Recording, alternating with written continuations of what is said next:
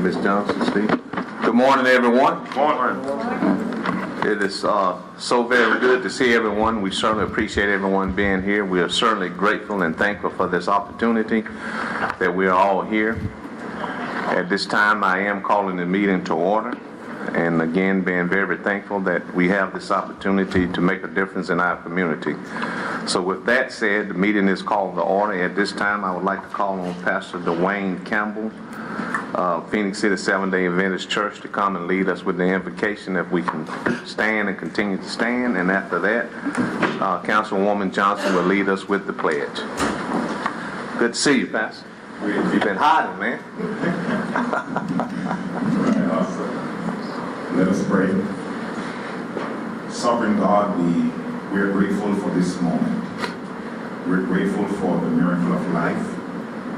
And as we come into this space, we just pray your attendance and we ask for your directions.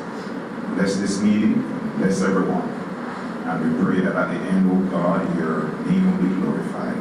This we do ask in your great name. Amen. Amen. Raise the flag, salute, pledge.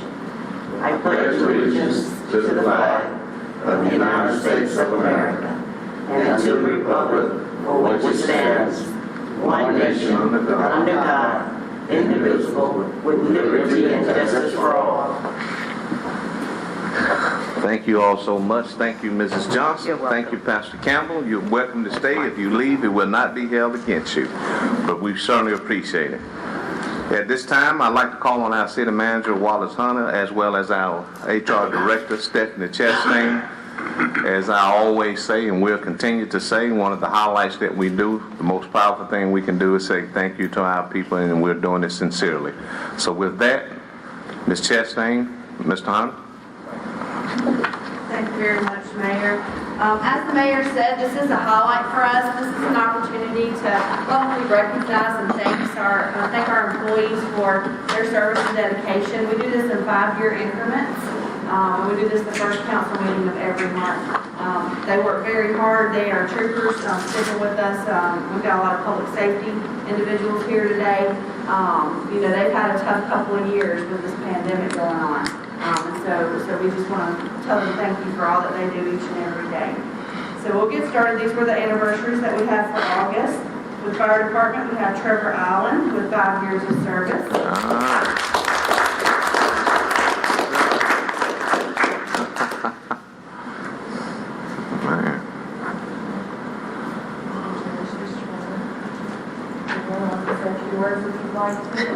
You get to the mic, Mr. Allen. Thank you, everybody. You have at least 20 more, at least. Thank you. Also with our Fire Department, we have Sergeant Doug Green with 20 years of service. Wow.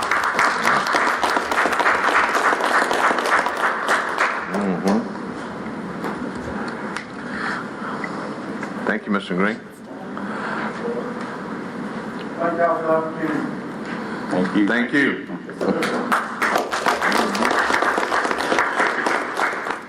We have another one with our Fire Department. I heard radio's going off, so he's probably out of call, but Captain Walt Jones got his 25 years in, so we'll get him his certificate and pin. And then we have Todd Hughes with 25 years of service. All right, Todd. Todd Hughes. Good job, Todd. All right. Another 20 now. I appreciate the opportunity to give me, and I appreciate the support. Thank you, Thank you, Todd. God. Let's give him a hand. Again, to all of you all, thank you all for giving of yourself. Thank you all so much for helping making this community what it is. Could not do it. It would not be what it is without you. So we certainly thank you all with that. And please let Mr. Jones know that also. Proceeding on at this time, under the City Clerk Council. At this time, I'd like to ask the council for a motion for the approval of the August the 15th work session as well as August the 16th council meeting. And since we were all here, I would ask that we take that with your pleasure with one vote. So again, I'd like to ask for a motion for the approval of August the 15th work session as well as August the 16th council meeting. May I have a motion? Motion to approve. All right, we have a motion from Councilman Day. May I have a second? Second. Second, Councilman Gordon. All right, Mrs. Lee? Yes, sir. Councilmember Day? Yes. Councilmember Johnson? Yes. Councilmember Bailey? Yes. Councilmember Gordy? Yes.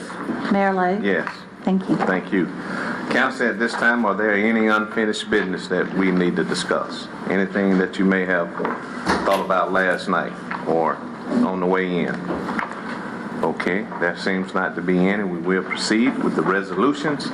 And under administrations, we have resolution number 2022-178 to be ratified in reference to the purchase of one 2023 Freightliner PAC grab all from Ingram Equipment Company, LLC, in an amount not to exceed $163,413.76. Mrs. Lee. Yes, sir. Whereas the City of Phenix City has deemed it necessary to make an emergency purchase of a grab-all for the Limbs and Debris Division in the Engineering Public Works Department. And whereas the emergency purchase is necessary in order to continue the collection of limbs and debris throughout the city due to the 3 existing grab-alls currently being inoperable. And whereas Ingram Equipment Company, LLC, currently has a 2023 Freightliner PAC grab-all in stock that the City of Phenix City desires to purchase in an amount not to exceed $163,413.76. Now therefore be it resolved that the City Council of the City of Phenix City, Alabama hereby authorizes the Mayor and City Manager to purchase one 2023 Freightliner PAC grab-all from Ingram Equipment Company, LLC through Sourcewell Contract Number 060920-NAF in an amount not to exceed $163,413.76. Passed, adopted, and approved this 23rd day of August 2022, ratified the 7th day of September 2022. Okay, thank you so much, Mrs. Lee. Yes, sir. Council, we've heard the reading of the resolution. At this time, I'd like to ask for a motion to ratify. May I have a motion? Motion to ratify. All right, motion, Councilman Gordon. May I have a second? Second.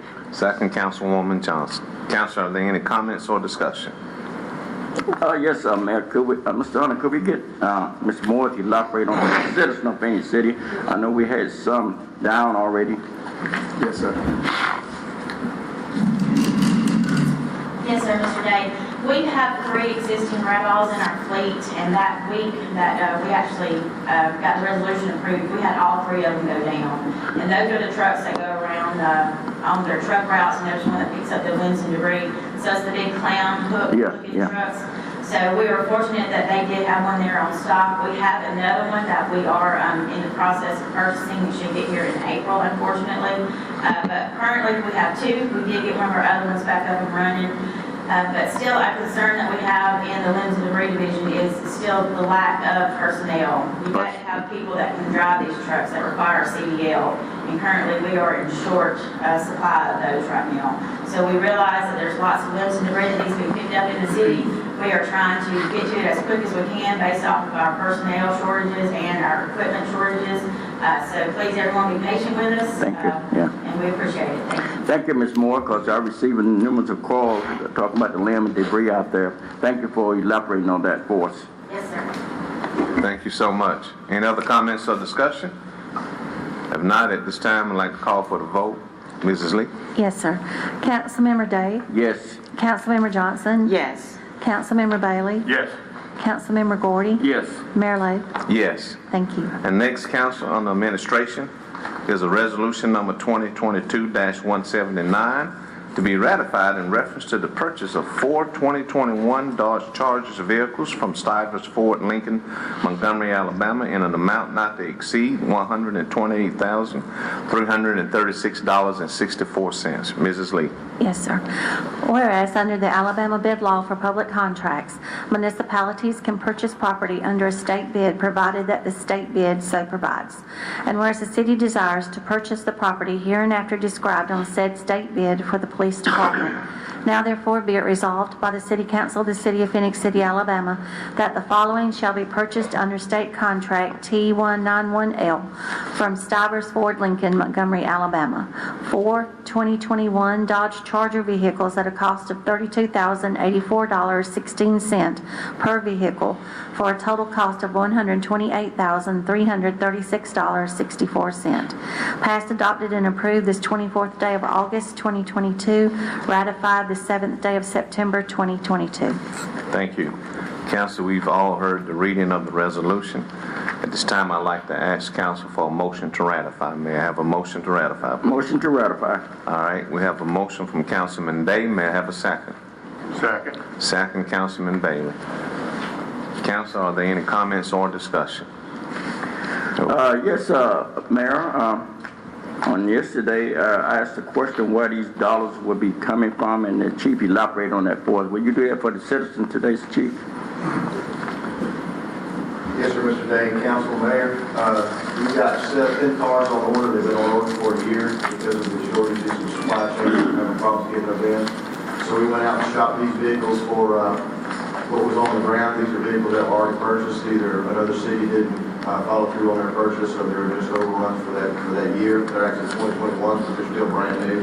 They are usable, so that we'll be able to put them straight into our fleet. We've got a number of Dodge Chargers already in our fleet, so they'll match in our fleet pretty well. So we went ahead and this 4 and the other 6, there will be 10 total, and we purchased those out of our Thank you, Okay. Chief. Thanks, Chief, so much. Thank you, Mr. Day. Thank you, Chief. Council, any other comments or discussion? If not, I'd like to call for the vote. Mrs. Lee? Yes, sir. Councilmember Day? Yes. Councilmember Johnson? Yes. Councilmember Bailey? Yes. Councilmember Gordy? Yes. Mayor Lo? Yes. Thank you. Thank you. Council, if you all don't mind, I'd like to have a point of privilege. I think that's Mr. Jones back there. So we want to give honor where honor is due. So if we can get off the strip a little bit just to have this point of privilege, to give his well-deserved recognition for what he's done for all these years for our community and city. Yeah, I'm so glad that he was able to be here. Like I said, they stay busy, so I'm sure he was out on the call. So Captain Walt Jones, 25 years of service. All right. Thank you.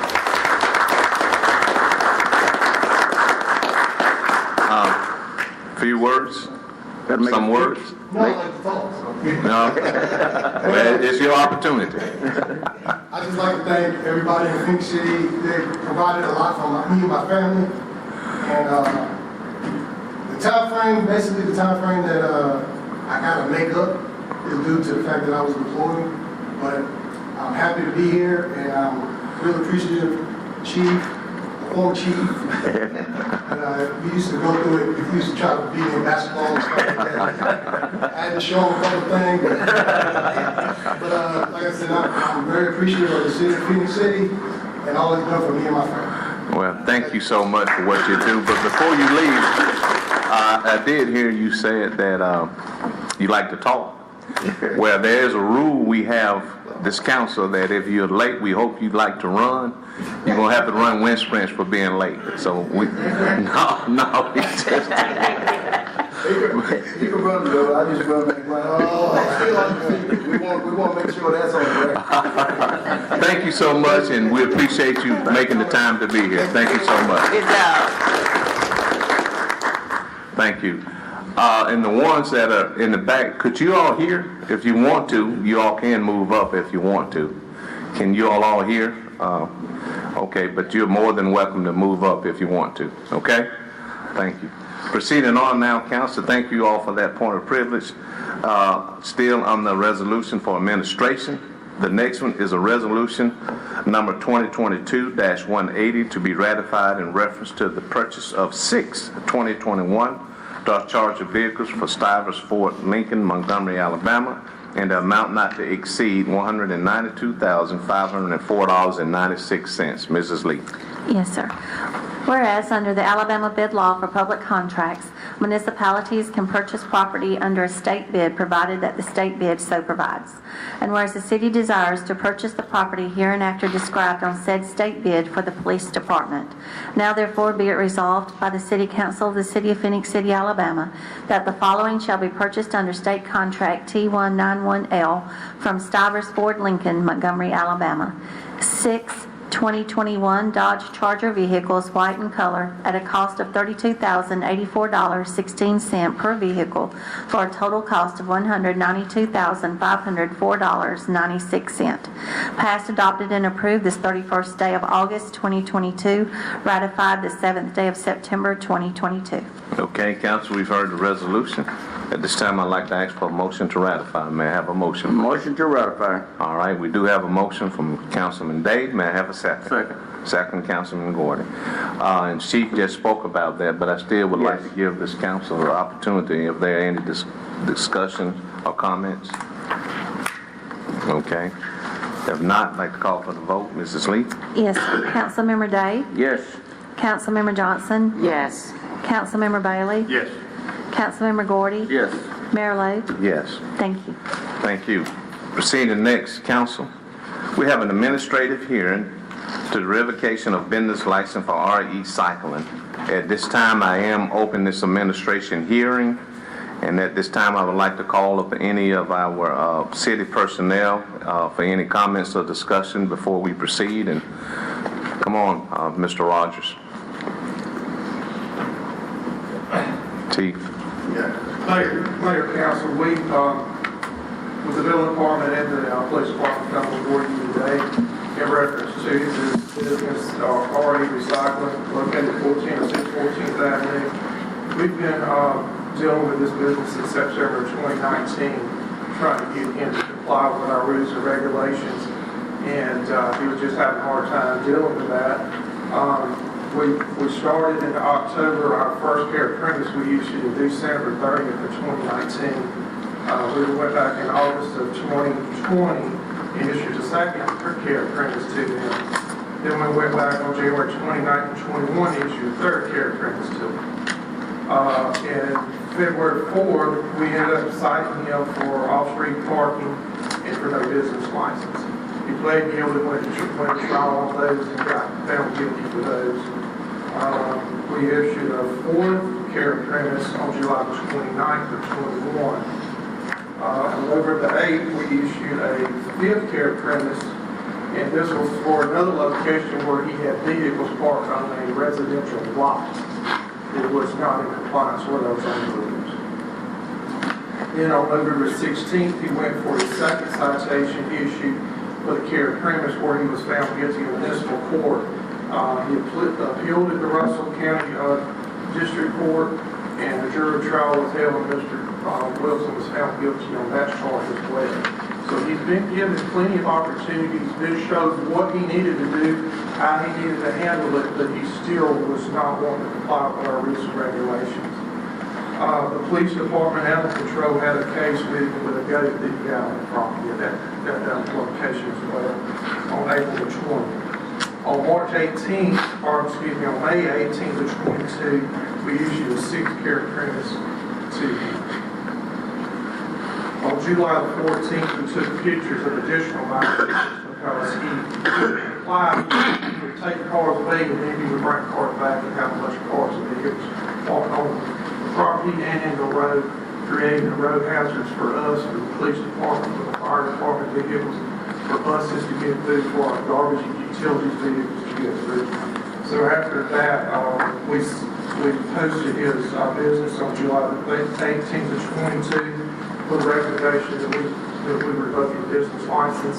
We sent y'all notice to August the 4th to have that brought before you guys, and that's what we're here today for, is for that revocation. Okay, Chief. And one additional piece of information, Mr. Wilson, the problem with Mr. Wilson's business is that he wasn't running an auto repair shop. His auto repair shop is what he had a business license for.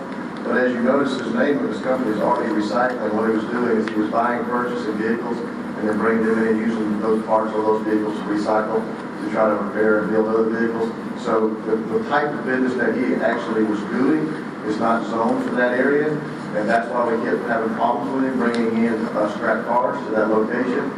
He was explained to multiple times that the only business that was authorized at that location was an auto repair business, and that auto repair business had to keep those vehicles off the right of way and off the property. But because he was bringing in so many vehicles to recycle, he was having problems staying in compliance, and that's why we kept explaining to him that he can't do that kind of business at that location because of the type of business that he was doing. And he just couldn't get that understood. Because even when he went to district court or circuit court after the appeal of the district court, the circuit court judge explained to him that literally on his shirt where it said recycling, that was exactly the point that we were trying to make. The recycling business was not authorized in that zone, and he could not operate that kind of business at that location. So that was the main reason why we had to just revoke his auto repair license, because even though he was doing a little auto repair on the side, he was not just doing auto repair. He was doing the recycling business, and he also opened an additional business without a license of doing motor vehicle sales at that location. So because he kept on going and pushing the envelope, we just have got to the point now that Mr. Wilson will not follow the code and will not understand that he can't do certain types of business at that location, and that so we ask for those licenses to be revoked. Currently, right now, the business has been, it looks like it's been vacated. We understand they may be trying to set up another location out in the police jurisdiction, but before he's able to do so, he'll still have to maintain that property in compliance. It's zoned for that type of business, but he's going to have to do a lot of additional things like putting up barricades, putting up fencing to be able to hide the scrap cars and those kind of things, and still keep them off the right of way. So if you revoke this license, his business license will be revoked for auto repair, but he doesn't have a business license for the other types of activities, that is recycling and the vehicle sales. So any questions? Any question, council? And we will have an opportunity. I will ask the council, but thank you all so much. We appreciate that. At this time, is there Mr. Wilson or anyone on the wants to represent him at this time?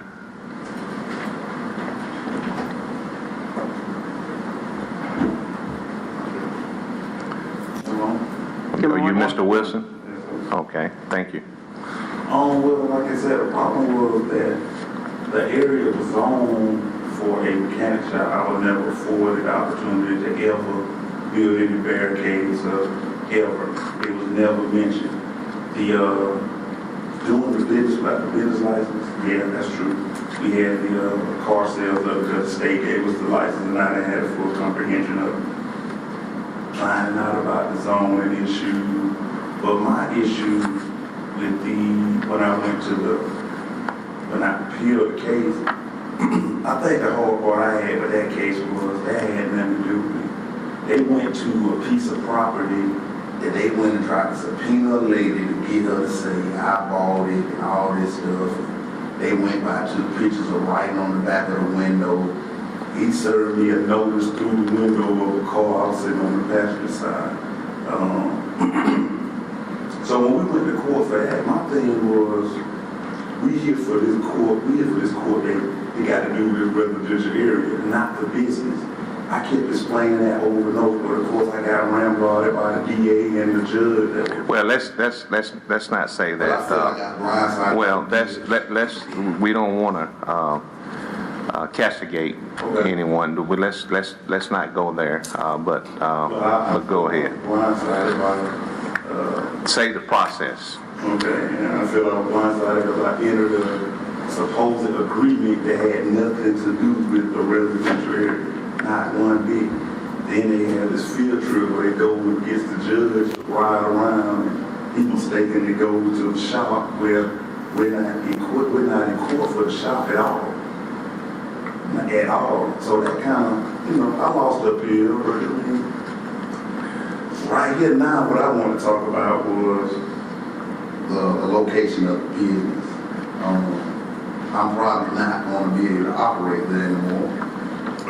And the stuff that he said about operating the business and doing all this stuff, as far as these citations for the grass, yeah, I got citations for the grass. I issued one citation for cars alongside the road. We went to court, I had to pay the ticket. But everything after that was a notice to move cars. It was a notice. It was never, or you got to move these. He was always a warm 3 day, 3 day, 3 day, 3 day, 3 day. I was never told that we could rectify the situation. It was never even presented to me. I just feel it's I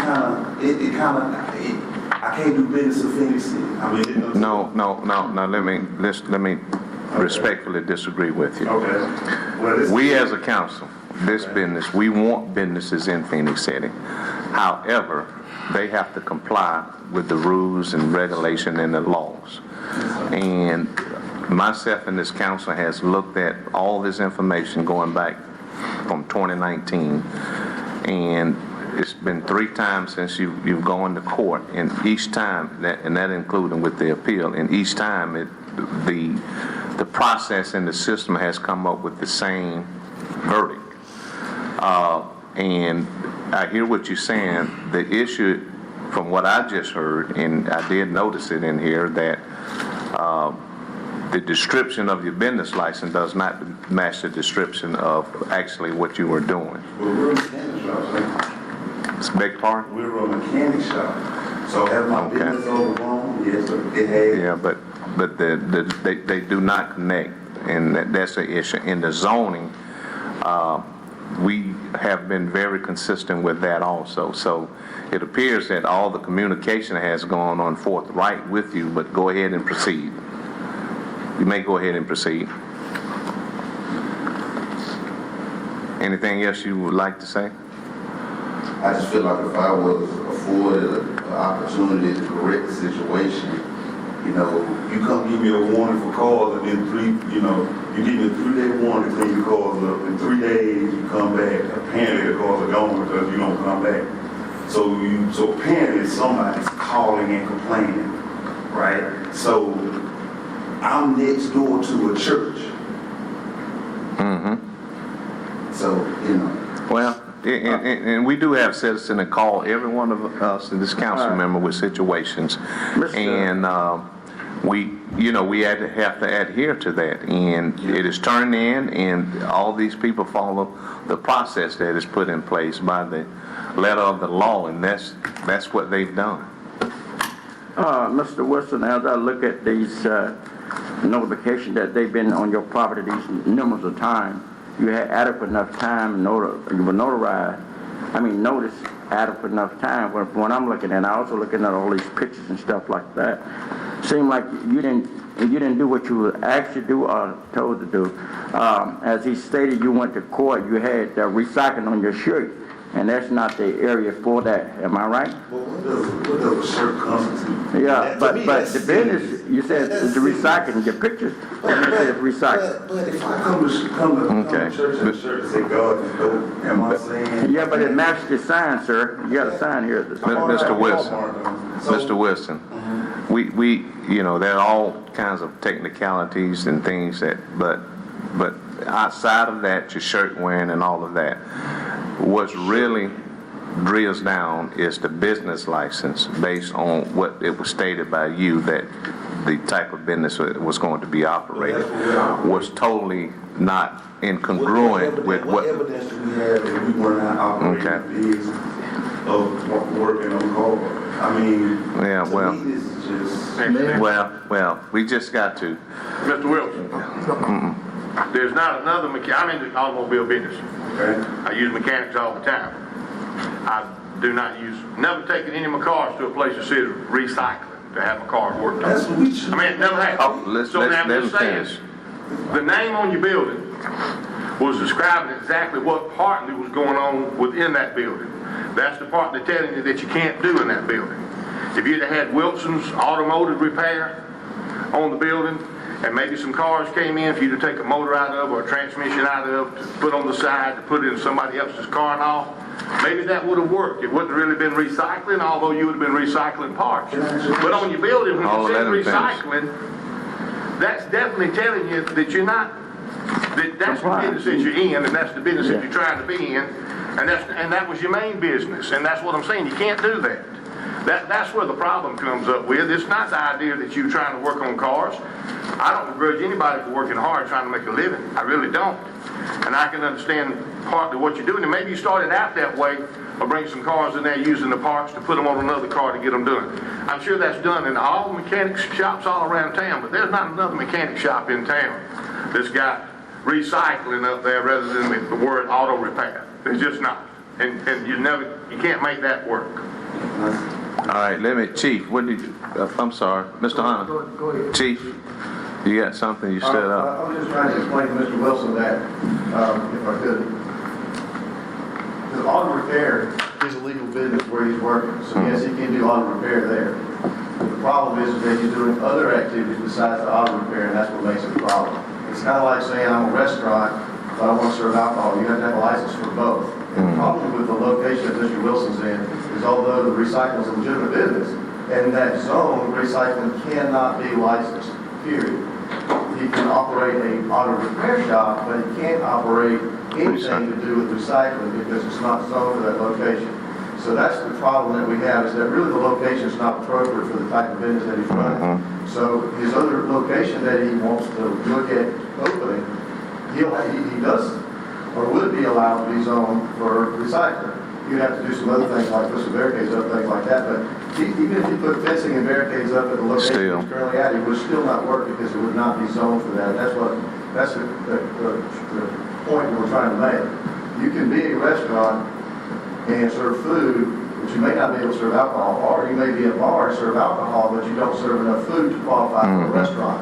You still may have to have a restaurant license to serve food, but you're not classified as a restaurant. And then those particular restaurants, they might not be zoned for that location. So it's not just the individual activity, it's all the activities that go on at that location. That's what I'm trying to Would you address this too, Chief? Would you address the business itself, whatever, situation that was going on, is too large for where he was at anyway, the right of way. That's part of the complaint. The streets, the way it looked, the whole works and stuff like that. That was a big problem. That's where a lot of the calls came from constantly the way it was there. So that is a big problem, continuously having to be moved or complained to give them time. That's where a lot of the calls kept coming from. Right, and it's right. Listen, we don't want to write a citation every time we find it. We want to give people an opportunity to comply. Mr. Wilson did comply, but then he would go right back and violate the same thing we told him not to do, and then we would give him another warning. And ultimately, we had to write the 3 cases. The reason we wrote the 3 cases because he just couldn't get the warning. So we had to write the case and do that. Yes, sir. And then we need to wrap this up, but go ahead, Okay, Mr. Wilson. Said was absolutely correct. I feel like with this business sitting there, why hasn't someone? Because to me, the building was zoned to be an ice cream shop, and I'm working on cars. The building was zoned to be a mechanic shop, but the problem that is right there is that can't no cars go on the grass and can't no cars go on the street. So we don't have a parking lot. So again, did the business overgrow itself? Yeah. But as far as what he's saying, as far as I haven't went and did nothing to get another business, this is stress from the city again because you see my car in a certain place.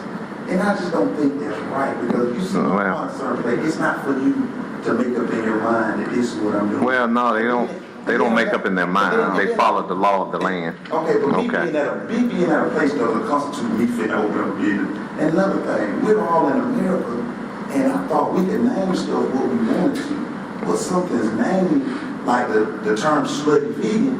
I mean, no, that's not. Listen, Mr. Wilson, we need to end that, but that's not the case with it. No, that's not. No, it doesn't work that way. Let's pictures everywhere. This was junk. Okay, let's tell the truth about it. It was a junk. It was a junk. Listen, Mr. Wilson. Let me tell you what's going on. It's not right if you drive on okay, it don't make no difference what anybody drives. What I'm trying to tell you, let me tell you something what you need to do. Okay, if you want to stay in business in this city, we have an economic development department down there that will help you find a property or a piece of property that's large enough for you to go there to try to purchase, buy, whatever, lease, whatever, rent. what scale of business am I trying Well, to it grow? depends here? on where you gonna go. You said Okay, so yourself you don't agree with that. Mr. Wilson, hold up. Listen, Mr. Wilson, you're trying to use technicality. We're going to stick with the law of the land at this point. Listen, that doesn't have anything to do with that. We're not going to go back and forth. So with that, Mr. Wood, I just want one thing out too. No. Point, it doesn't matter what you call your business. You can Exactly. call yourself a bar and grill. If you call yourself a bar and grill, you have to have a business license. In the state of But you can Alabama, name not your bar allowed. whatever you want. Mr. Name You it. can't call it a bar. But you can name, you have a choice to name. Mr. Wilson, So I'm gonna say this real quick. If the Yeah, name of this- my business that outside folks You don't called wanna say it. Ron Last Motors, it was an auto dealership. Okay. So does Ron Last Motors determine that the motor gonna run forever? no, well, I mean, Mr. come on, Wilson, let's stop this silliness. No, I'm no. not I'm talking about the name, Mr. Wilson. He's talking Mr. about You just said it's what about you're recycling. saying. You name it in there. You're saying you're doing stuff. Mr. Wilson, Where's the- Mr. Hunt, where's the evidence? Where's the evidence we that need to I'm end this, Mr. Wilson. So the meeting's adjourned, it's over? Yes, sir, it's over with. So with that, council, anything else? It seems that we have already spoken. Anything else, council? I would like to make just one general comment, Mayor. This business is in the 2nd District, if I'm not mistaken. Yes, ma'am. And in general, it is very imperative that all businesses, and residential, commercial and residential, to abide by the ordinance that has been placed. And that's why we have these guidelines, so that we can stay in compliance. But it is very important that every business abide by this ordinance, keeping it clean, safe, and sanitary for the citizens. There were many calls that came out of that area. If it wasn't from the church that was nearby, it was from the people who live in public housing. And once again, just because you're at a place, whether it's near a public housing complex or not, my point is, commercial businesses, you have to maintain a clean and sanitary building, not only for yourself, but those others that visit your business and the citizens around in that area.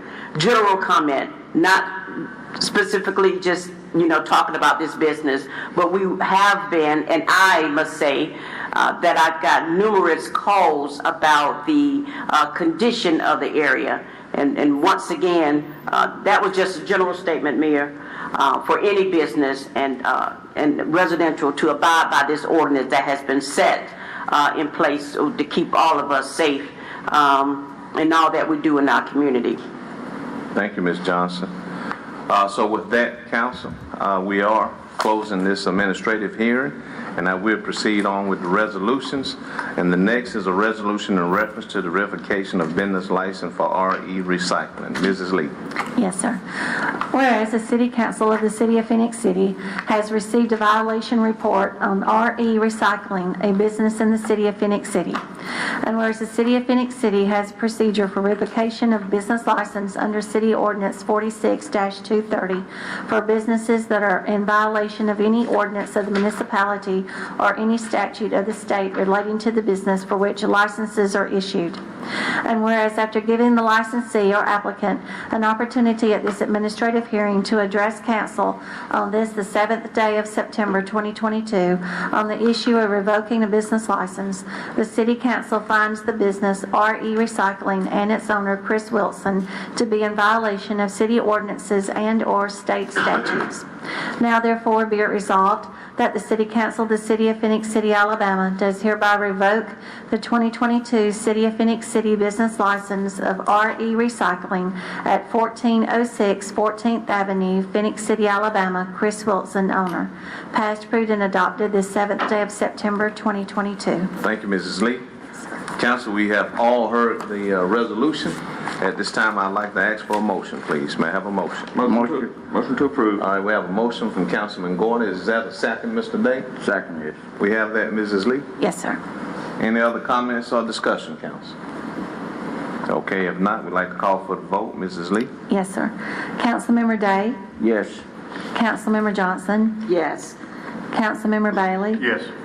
Councilmember Gordy, Yes. Mayor Lo. Yes. Thank you. Thank you. Proceeding on, council.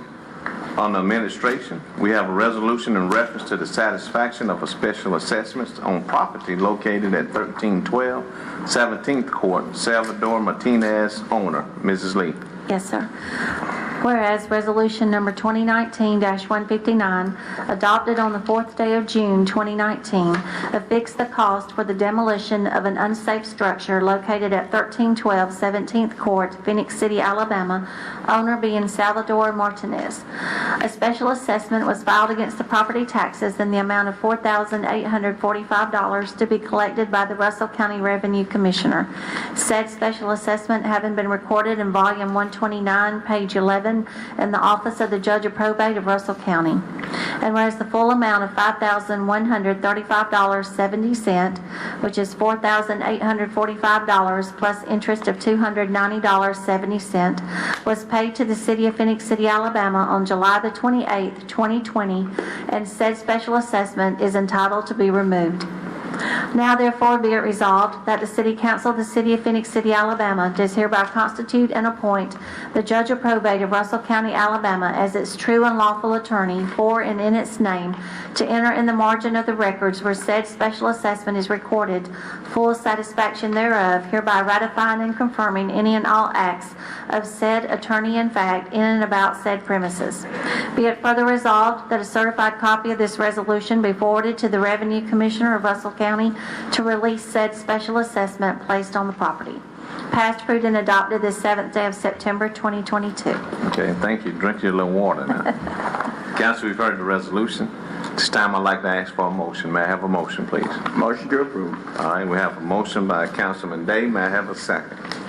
Second. Second, Councilman Bailey. Yes. We have the motion and the second. Council, any comments or discussion? Okay, Mrs. Lee? Yes, sir. Councilmember Day, Yes. Councilmember Johnson, Yes. Councilmember Bailey, Yes. Councilmember Gordy, Yes. Mayor Lo. Yes. Thank you. Thank you.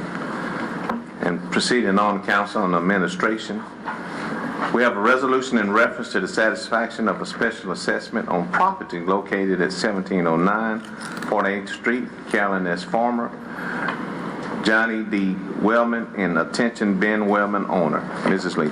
Yes, sir.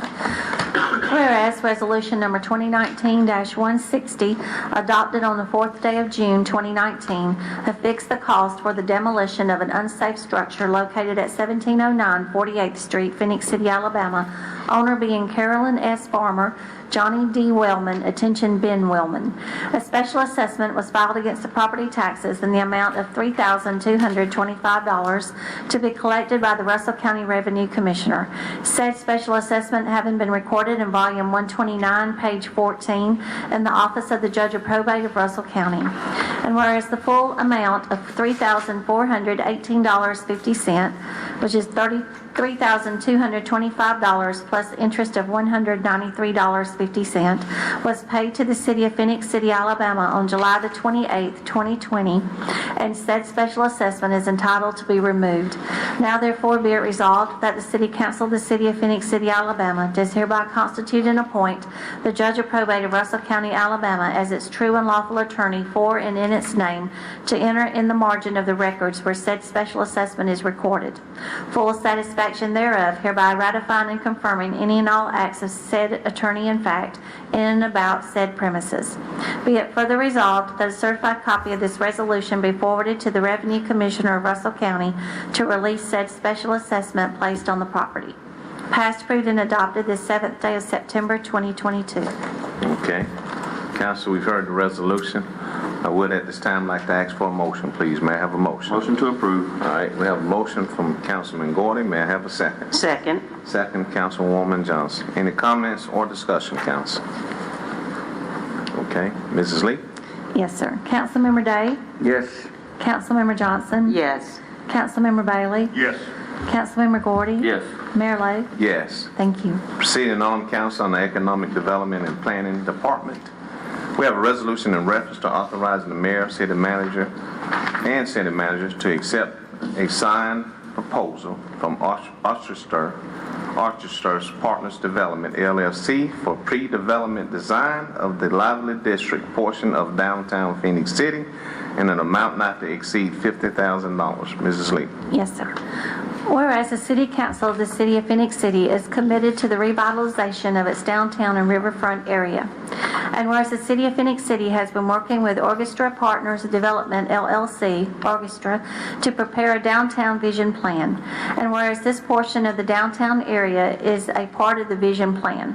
And whereas evidenced by this commitment, the city wishes to engage professional services from a qualified firm to provide technical assistance in creating a conceptual design of green space between the Riverwalk and Fifth Avenue and to include the connections of 11th Street and 12th Street to the Riverwalk. And whereas these professional services will also gather due diligence information on the properties, communicate with necessary third-party entities, and provide a construction budget and timeline. And whereas the orchestra is duly qualified to provide the city with this technical assistance. And whereas the cost of this pre-development service is $50,000. Now therefore be it resolved that the City Council of the City of Phoenix City, Alabama does hereby authorize the mayor and city manager to accept the proposal and sign all documents from Orchestra Partners Development, LLC for pre-development design of the Lively District portion of the downtown Phoenix City in an amount not to exceed $50,000. Passed, approved, and adopted this 7th day of September 2022. Thank you so much, Mrs. Lee. Yes, sir. Council, we've heard the resolution. At this time, I'd like to ask for a motion, please. Motion to approve. All right, we have the motion from Councilwoman Johnson. May I have a second? Second? Second, Councilman Day. Yes. Okay, we have the motion and the second. Council, are there any comments or discussion? For my clarification, I'd like to ask the question. It said Lively District. That had nothing to do with the entertainment district from the Riverwalk to Broad Street we spoke about in the past, is that right? All that is within, Connected. encompass of one another. All Okay. that, All three just the districts. name, word they use. Okay. But all that's in the same Okay. thing. All right, thank you. Yeah, they just broke the entertainment district of the downtown into 3 different districts. And this is the one called Lively, which is Lively, okay. kind of in the center. It's just, I yeah. think it's the way they described it Yeah, yesterday. thank you. Thank you, Mr. Day. Mr. Bailey. Any other comments or discussion? If not, I'd like to call for the vote. Mrs. Lee? Yes, sir. Councilmember Day? Yes. Councilmember Johnson? Yes. Councilmember Bailey? Yes. Councilmember Gordy? Yes. Mayor Lo? Yes. Thank you. Thank you. And proceeding on, Council on the Engineering Department. We have a resolution in reference to authorizing the mayor and city manager to sign and enter into an agreement with Robinson Paving Company to perform repair work per bid number E20-01 for hot mix asphalt paving and roadway improvements in an amount not to exceed $133,732.39. 79 cents. Mrs. Lee. Yes, sir.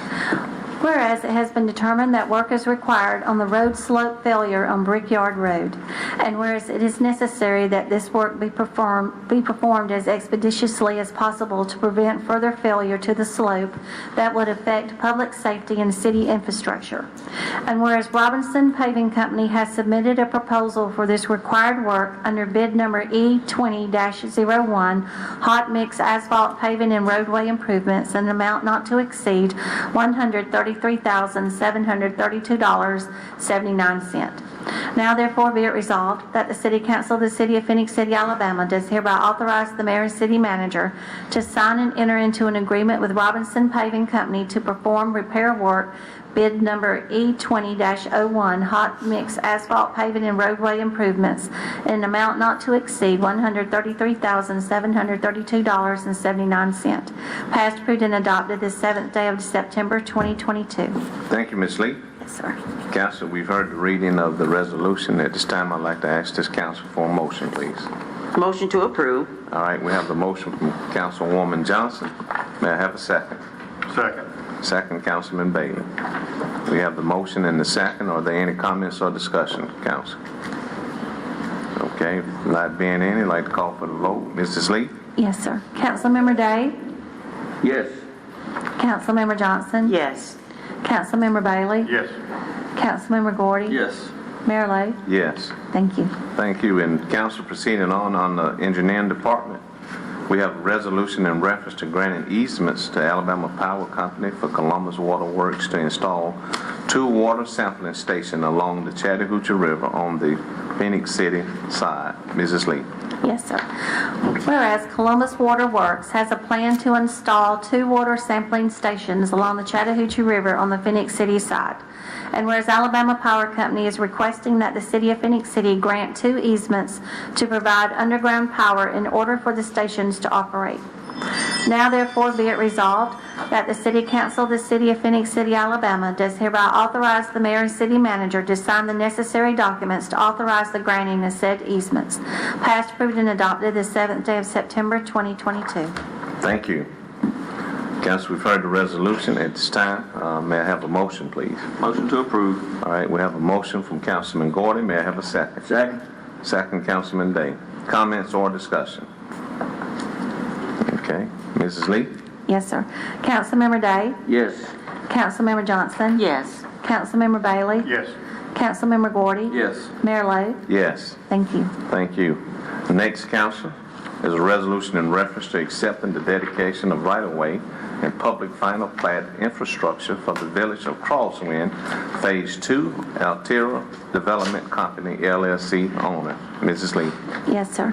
Whereas the Phoenix City Planning Commission has determined that it is in the best interest of the city to accept the dedication of right-of-way, ROW, and public infrastructure as dedicated by the final plat, the Village at Crosswinds Phase 2 final plat, located in part of the northwest 1/4 of Section 33, Township 17 North, Range 30 East, Phoenix City, Russell County, Alabama, dated July the 15th, 2022, prepared by Sean Has Registered Land Surveyor.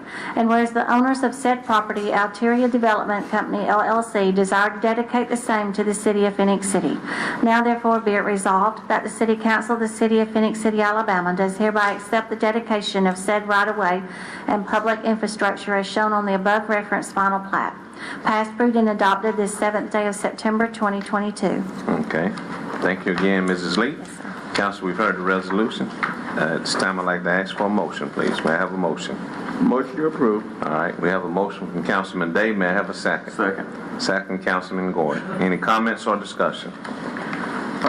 What's on is that property facing Crosswind Road? That's it. Okay. Okay. Any other comments or discussion?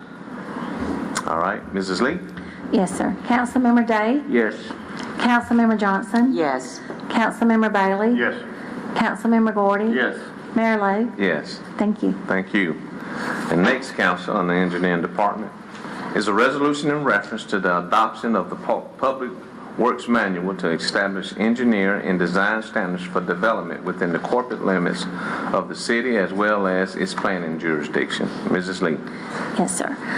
Whereas the City of Phoenix City Engineering Department has identified a need for a Public Works Manual to establish engineering and design standards for development within the corporate limits of the city as well as its planning jurisdiction. And whereas Neil Schaefer Incorporated was awarded a contract for professional services to develop the Public Works Manual. And whereas the final draft of the Public Works Manual was made available for 30 days to the public for review and comment. Now therefore be it resolved that the City Council of the City of Phoenix City, Alabama does hereby adopt the Phoenix City Public Works Manual. Passed, approved, and adopted this 7th day of September 2022. Thank you. Council, we've heard the resolution. At this time, may I have a motion, please? Motion to approve. All right. We have a motion by Councilman Bailey. May I have a second? Second. Second, Councilman Gordon. Any comments or discussion, Council? Yes, Mayor, could we get Ms. Moore to elaborate on that for the citizens of Phoenix City, please? Mrs. Moore?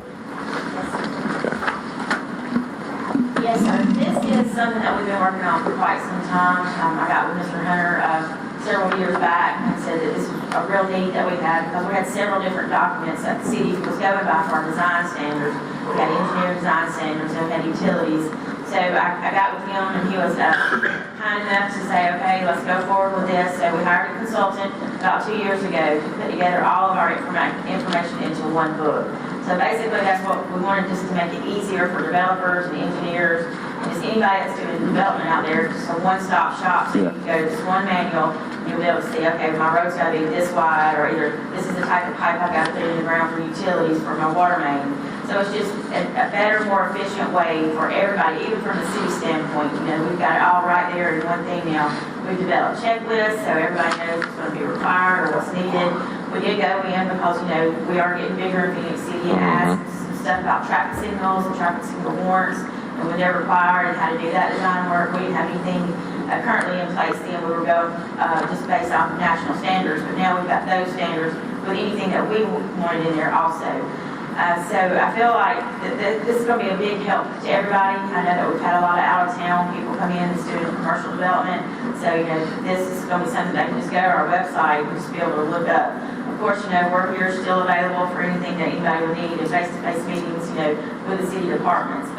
And I do want to thank everybody, especially Mr. Hunter, for affording this opportunity to come to y'all to get this done.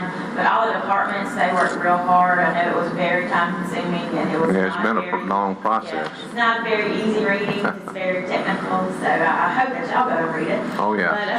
But, We will. The fire department, the utilities department, building department, and I'm sure I'm not naming some, but they missed out. And the planning department, they've been very well in helping us do this. But I don't know, this feels like one of my biggest accomplishments for the city. Yeah, you can't tell you're not excited. I know, but Yeah, and one thing about this book, that'll save a lot of trips from different departments of the city. All you got to do is go by there. yes, sir, just go right there. So, thank y'all very much. Thank you, Ang. Thank you. And can I say something? Yes, The sir. reason why a lot of times the city financial situation helps a lot, this document is pretty costly.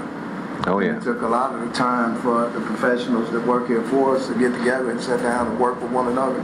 That's one of the goals. I always wanted the departments to work together, whether they get along or not at times, where they have arguments about something. At the end, they would come out with a complete document that people can work and see through and provide information before they get to the meeting with the table with the different departments. So it's something that when the city becomes financially sound, and you all will see several more things coming before you all within the next several months as far as reviving our whole system throughout Phoenix City to get ready for the future. Just like last night, a lot of people, I hope they understood what the news media was saying about the plan that we're putting together, where they said taking up to 30 years. And I was wishing they would inform people on there that a lot of these things are ongoing now. And that's the additions dealing with a short range and a mid-range and a long-term plan.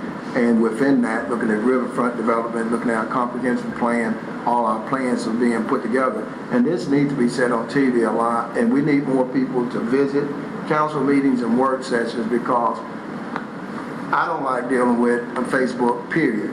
But when you have people that was former employees want to sabotage the city, that goes on there and says ridiculous things, people need to get out and see these things for themselves, or be able to listen to these council meetings so they'll be much well informed on what's going on day to day. Because we have to contend with that. And when you see the reports and you have the people come in and the firms that we deal with a lot, they work real hard around here to make sure that this city is moving in the right direction. We just want to thank you all for looking at that and seeing those things too, because it's a lot of things that y'all have to approve that's pretty costly. But we want to make sure that we make it easy on y'all too to be able to approve these things. Okay. Thank you. Thank you, Mr. Arnold. Okay. Any other comments? I have just one, if I may, Mayor. Having a document like this, creating a project like this, and having it in one place is something I think we can all be proud to say that Phoenix City is adopting this public works manual for every person and business opportunity that wants to come to Phoenix City. And it couldn't have been at a better time when Phoenix City is continuing its economic growth and prosperity, to have this informational piece in one place. So I would like to just say thank you to all the departments that took the time to be creative and put it together, and the company that was awarded the bid for that, because we definitely need that for our citizens, for it to be a one-stop shop. And out there online, we're adopting today, but I'm sure as we continue to grow and things continue to change, as they do, there will be some amendments that will be forthcoming. So for the citizens, just know that you can find that information piece on our website. So once again, we thank you for your efforts in making this come to fruition.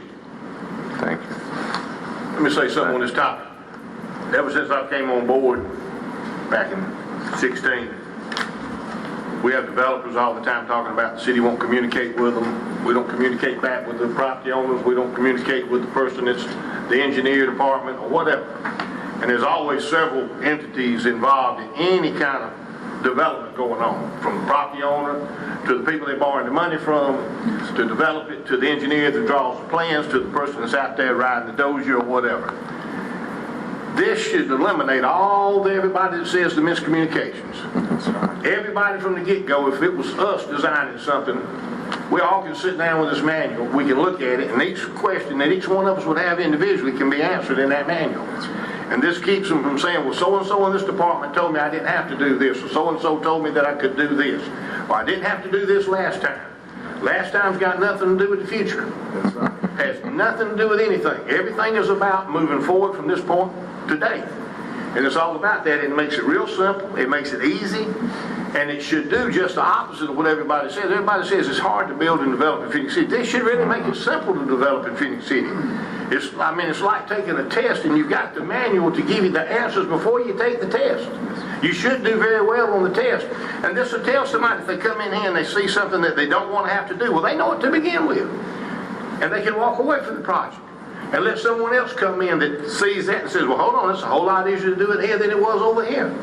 Because they see the way we want it done versus somewhere else that's being done differently. Everywhere is different, but everywhere is basically the same. You got to build for the day to where to stand for tomorrow. You got to build inside the city limits certain ways, and you got to build right outside the city limits in the police jurisdiction, because one day that's going to be part of our city. It may be 10 years down the road, like Mr. Hunter just said. It could be 5 years down the road. It could be 30 years down the road. But the city's going to grow and continue to grow. And when we allow something to be done out there, then we bring it in. We take in all the responsibilities. That's what a lot of people forget about. Is that this money that we spend in certain places in here, back in neighborhoods and certain things, we might have made the same, I ain't going to call them a mistake.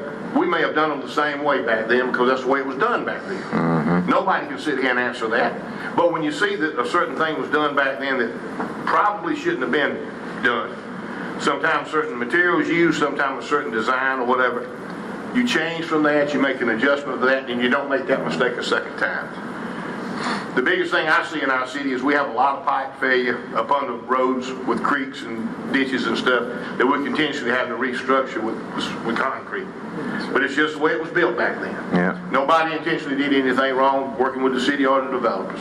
It's what was used, it ran its lifetime, and so we got a lot of neighborhoods in our city that have one way in and one way out. But that's not safe for fire departments, not safe for the people that live in there. And if you have a failure on that one road, one way in and one way out, what are those 60 homes, 50 homes, 100 homes got to do to get in and out? And we've got some neighborhoods we would have some serious problems with that we didn't create. We inherited them. But that's the kind of things we have to look forward to from this point forward. And I know all the developers get upset. Well, I'll put 58 homes in there rather than 60 because I ain't got to do that. You still got to remember you got 58 families living in there. That's supposed to be what you look out for, is the 58 families. Are you doing what's right for them? Not what's right for your pocketbook, not what's right for anybody else. Are you doing right for the 58 families versus 60 families? If you're trying to cut the corner to save money and all, you're doing it for the wrong reason. You're supposed to do it to make money.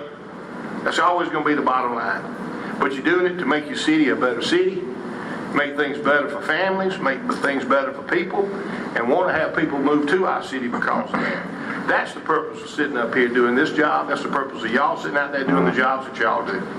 Is you're trying to make this city a better place for everybody to live. We all want to make sure that we leave it better than we found it. Don't make the same mistakes again, and continue to move our city forward, and looking far enough down the road that you can see. Sometimes we can't see that far enough down the road, but I think we can. It's not that great a distance looking at 10 years, 5 years, 15 years. 30 years, yeah, that's way beyond what I can see. But 5 and 10 years is not beyond the magnitude of being able to understand what our city needs. And this was something that I think we needed a long time ago. Yeah. but it was something that took a lot of, I'm sure, work on all the department heads and everybody involved. And I appreciate all of them taking the extra time to do it. Because I doubt you got paid a lot extra to do this. I really don't think you did. I imagine this was just some extra work that came in that was added to your workload that's already overloaded. So I appreciate that you're doing it, but I appreciate, y'all really don't know how much I appreciate your work ethics in this city. All the department heads, plus all the workers in the city. I really do. And it's amazing to live in the city that people care that much about this. Exactly. It really does. Thank you. Yeah, thank you. Thank you all so much. But let me ask this question. Is it on the website now, or will it be put on the website? As soon as Ms. Melanie gets me a signed resolution with all the signatures on it, and I can get that incorporated. I wanted to get that out. On the website. All right. Thank you. All right. With that said, at this time, council like to call for the vote. Mrs. Lee. Yes, sir. Councilmember Day? Yes. Councilmember Johnson? Yes. Councilmember Bailey? Yes. Councilmember Gordy? Yes. Mayor Lo? Yes. Thank you. Thank you. Proceeding on the police department. We have a resolution in reference to authorizing the mayor and city manager to sign and enter into a memorandum of understanding with Fender Software Solution LLC to have access to police agency data sharing in an amount not to exceed $6,600 annually. Mrs. Lee. Yes, sir. Whereas the City of Phenix City, Alabama Police Department and Fender Software Solutions LLC desires to enter into a memorandum of understanding, MOU, and whereas it would benefit the City of Phenix City Police Department to enter into a MOU with Fender Software Solutions LLC at the cost of $6,600 annually in order to have access to police agency data sharing for use in criminal investigations as well as background investigations of prospective law enforcement employees. Now therefore be it resolved by the City Council of the City of Phenix City, Alabama, that the Mayor and City Manager as authorizing officials and Raymond J. Smith as Chief of Police are hereby authorized and directed to sign the necessary documents for the Memorandum of Understanding with Fender Software Solutions LLC at an annual cost of $6,600. Passed, approved, and adopted this 7th day of September 2022. Thank you. Council, we've heard the resolution. At this time, may I have a motion, please? Motion to approve. All right, motion, Mrs. Councilwoman Johnson, second, Councilman Day. That's right. We have the motion and the second. Any comments or discussion, council? Could we get the chief to elaborate on this for just a little bit for us?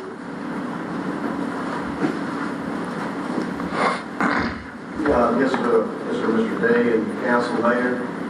Finder is a software database that allows us to look at other law enforcement records that are members of this database sharing conglomerate. It started in Florida. Florida's got quite a number of law enforcement agencies on that system. Georgia is just getting online. There's a good number of agencies online in Alabama. For example, Auburn and Lee County both are on the system.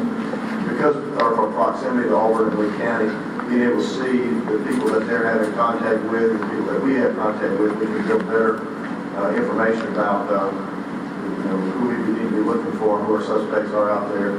It's just another database. We have several databases that we use, LexisNexis, the NCIC, ACDIC database, which is a state database. All of them cost a little bit of money to be a member of that, but it's money well spent because it'll save hours upon hours of investigative time trying to track down people we're looking for. This system also incorporates a lot of our video feeds that we have throughout the city, so we can track vehicles, track tags, track persons. So it's quite robust, and we feel like it's going to be a good asset in our investigative toolbox to be able to allow us to be able to contact people much more efficiently and quickly, make our city safe. We hope that other agencies close by, like Columbus, looking at the system now, we hope that they are joined in. They'll help again share that data across the state line much easier. So that's the basis of the system and how it works. Okay, thank you, Chief. Thanks, Chief. So let me ask, so Chief, this is not it's a regional database and not a national database. It has its parameters. It does have its parameters. Now, when you say a regional database, it is regional, but it does still have NCIC, ACDIC, which is a national database. It has that data in it. The only difference is that's the criminal database that we already have access to. This one kind of incorporates that database with local law enforcement agencies database. One of the biggest problems with law enforcement database in the United States is that there's not a lot of information sharing from local agency to local agency. There's a lot from, say, local to federal. So we have lots of data from the FBI, DEA, ATF, those kinds of data. But because of the way the governments are structured in the United States, with local governments being the primary law enforcement agency and the counties being our concurrent jurisdiction, those law enforcement agencies basically, just like basic Police Department, we work as an autonomous unit. But it's important for us to share the autonomous work that we're doing with surrounding agencies like Columbus and Auburn and Oklahoma and Wood County, so that because we're dealing with the same people don't stay inside of cities or jurisdictions, they kind of travel from one jurisdiction to another. So this is a good way for us to start sharing that data on a much more national scale. But to your point, it is right now a very regional database. It runs from Florida through Georgia and East Alabama. But it's a new database that started to grow quite rapidly because of the success that it's had. So we felt like that we needed to really get on the ground floor and start using that database. And it will happen is we'll make our data records available to the other agency members that are part of that. And that will just make things more efficient. So if they're looking for Ray Smith in Auburn, they know I live in Phenix City, they can look at Phenix City records and be able to see what kind of trouble I've got through Phenix City and who I'm associated with, hang out with, that kind of thing. One of the biggest things, Chief, that I think that's real important is something that's been going on in our nation for the past several years with law enforcement. And that's why we don't know background on some of the people that we are hiring.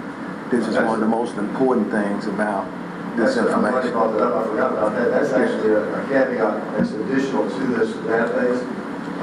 Some states, Alabama's not one of them, have a published decertification index.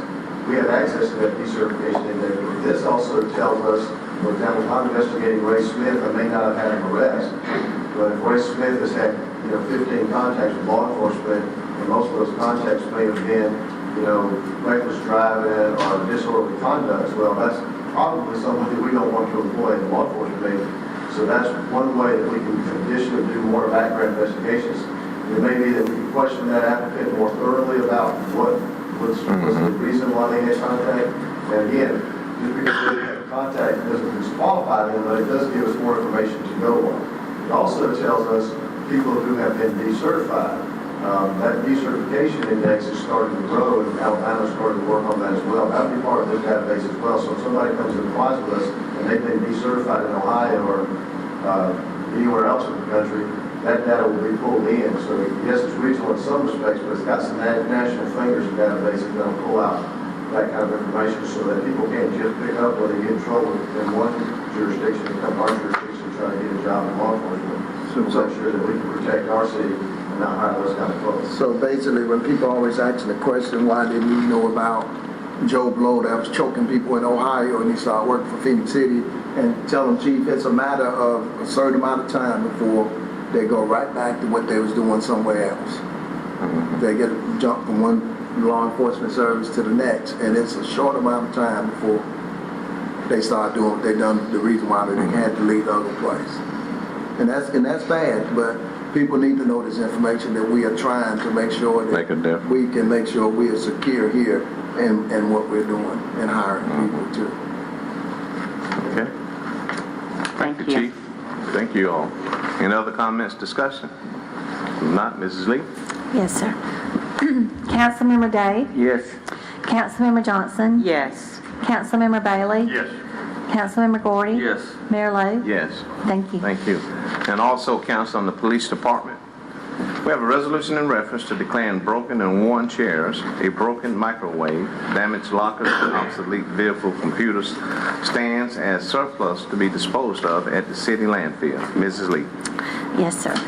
Whereas the Phenix City Police Department of the City of Phenix City, Alabama, has various items of personal property which are no longer needed for public or municipal purposes. And whereas Section 114356 of the Alabama Code of 1975 authorizes the municipal governing body to dispose of unneeded personal property. 20 broken and worn office chairs, a broken microwave, damaged lockers, and obsolete vehicle computer stands. Now therefore be it resolved by the City Council of the City of Phenix City, Alabama, that the above described property is hereby declared surplus to be disposed of at the city landfill. Passed, approved, and adopted the 7th day of September 2022. Thank you so much. Yes. Council, we all have heard the resolution. At this time, I'd like to ask for a motion, please. May I have a motion? Motion to approve. All right, we have a motion from Councilman Day. May I have a second? Second. Second, Councilman Gordon. Any comments or discussion? Okay. Mrs. Lee? Yes, sir. Councilmember Day? Yes. Councilmember Johnson? Yes. Councilmember Bailey? Yes. Councilmember Gordy? Yes. Mayor Lo? Yes. Thank you. Thank you. And proceeding on, Council, and the Police Department, is a resolution in reference to declaring $23.97 of unclaimed money as surplus to be deposited in the general fund of the City of Phenix City to be utilized for law enforcement purposes. Mrs. Lee. Yes, sir. Whereas the Police Department of the City of Phenix City is in possession of unclaimed found property, and whereas Section 114356 of the Alabama Code of 1975 as amended authorizes the municipal governing body to dispose of unneeded or otherwise unclaimed personal property. And whereas the Phenix City Police Department possesses $23.97 of unclaimed money and said property is declared surplus. Now therefore be it resolved by the City Council of the City of Phenix City, Alabama, that the $23.97 is to be deposited in the general fund of the City of Phenix City to be utilized for law enforcement purposes. Passed, approved, and adopted the 7th day of September 2022. Okay. Thank you. Council, we've heard the resolution. At this time, may I have a motion for approval, please? Motion to approve. All right. Motion by Councilman Gordon. I'll That's a second it. Yes. Councilwoman Johnson. We have the motion and the second. Any comments or discussion? All right. Mrs. Lee? Yes, sir. Councilmember Day? Yes. Councilmember Johnson? Yes. Councilmember Bailey? Yes. Councilmember Gordy? Yes. Mayor Lo? Yes. Thank you. Thank you. And next, Council, on the Utilities Department. We have a resolution in reference to authorizing and directing the mayor and city manager to accept a quote from Duke's Root Control Incorporation for root control services at the wastewater collection system in an amount not to exceed $25,382.54. Mrs. Lee. Yes, sir. Whereas the City of Phenix City, Alabama operates a wastewater collection (WWC) system, and whereas the City of Phenix City, Alabama is in need of root control in some of the sanitary sewer mains for its WWC system, and whereas the city has received a quote for root control services from Duke's Root Control Incorporated in the amount of $25,382.54 for 13,915 feet of sanitary sewer mains of varying diameters. Now therefore be it resolved that the City Council of the City of Phenix City, Alabama hereby authorizes and directs the mayor and city manager to accept a quote from Duke's Root Control Incorporated for root control services at the wastewater collection system as listed in said quote in an amount not to exceed $25,382.54. Passed, approved, and adopted this 7th day of September 2022. Okay. Thank you so much. Council, we've heard the resolution. May I have a motion, please? Motion to approve. Motion, Councilman Gordy. May I have a second? Second. Councilman Bailey. I can hear better out my right ear off That's than I fine. can. That's fine. Plus he's closer to me, so That's fine. a little bit of edge there. We have the motion and we have the second. Any comments or discussion? I ain't gonna sit there, Mr. Harper. Sam travels faster. I'm close. All right. No comments or discussion. I'd like to call for the vote. Mrs. Lee? Yes, sir. Councilmember Day? Yes. Councilmember Johnson? Yes. Councilmember Bailey? Yes. Councilmember Gordy? Yes. Mayor Lo? Yes. Thank you. Thank you. Proceeding on, Council, on the ordinance. We have a public notice in first reading. The letter of request from Planning Commission, public notice and ordinance to annex 2.2 acres of land lying in Section 5, Township 17 North, Range 30 East, Russell County, Alabama, into a C4 zone located off Highway 280, 431, D. Scott Lindstrom, owner, representative. This is the first reading. We'll ask and call upon the clerk for the reading of the letter and the public notice. Mrs. Lee. Yes, sir. Letter dated August the 24th, 2022, to mayor and council members regarding the rezone of 2.2 acres off Highway 28431, D. Scott Lindstrom, owner, representative. The Planning Commission of the City of Phenix City met on Tuesday, August the 23rd, 2022, to consider the request of D. Scott Lindstrom, owner, representative, to annex and pre-zone 2.2 acres located off Highway 28431 as a C4 zone highway commercial district. This request is prior to the approval of the annexation as followed by Act 2009-628 of the Alabama State Legislature. It is the recommendation of the Planning Commission that this request to annex and pre-zone be approved by the City Council. Signed, Pat Howard, Chairman, Jimmy Davis, Vice Chairman, Phenix City Planning Commission. And the public notice with the ordinance reads as follows. Notice is hereby given that the City Council of the City of Phenix City, Alabama, in response to a request by the Planning Commission of the City of Phenix City, Alabama, will meet on the 18th day of October 2022 at 9 a.m. Eastern Standard Time at the Martin Ida Lauer Park Community Center, Phenix City, Alabama, to consider the following amendment to the zoning ordinance of the City of Phenix City, Alabama. An ordinance to annex into the City of Phenix City, Alabama, tracts of land lying in Section 5, Township 17 North, Range 30 East, Russell County, Alabama. Said property to be annexed in as a C4 zone highway commercial district. Whereas the City of Phenix City has received a petition signed by D. Scott Lindstrom, owner representative of the property described in said petition, requesting that said property be annexed into the City of Phenix City and that said property be annexed in as a C4 zone highway commercial district, said property being more particularly described as follows, and the legal description followed.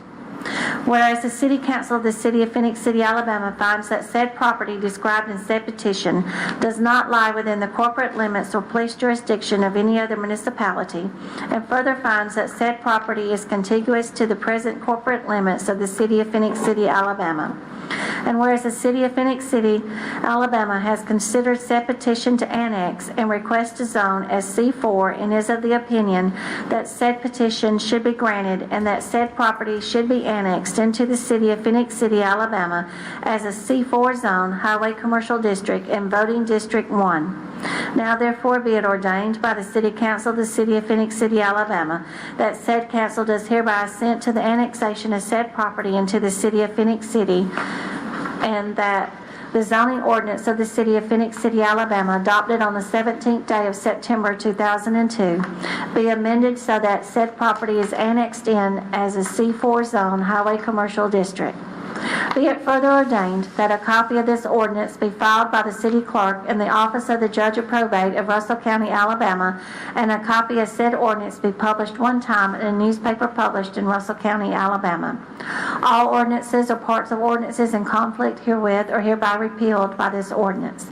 At said meeting, all persons desiring to be heard concerning the rezoning of the above described property may appear before the council at the aforementioned time and place to be heard. Passed, approved, and adopted this 7th day of September 2022. Catch your breath. Council, we have all heard the reading of the letter as well as the public notice. And at the pleasure of this council, I would like to ask for one motion to accept this letter, to approve the public notice as well as place on first reading. So may I have a motion, and at your pleasure, we'll take them all in one. Motion to approve. All right, we have a motion from Mr. Day. May I have a second? Second. Second, Councilman Gordon. Any comments or discussion? If not, Mrs. Lee? Yes, sir. Councilmember Day? Yes. Councilmember Johnson? Yes. Councilmember Bailey? Yes.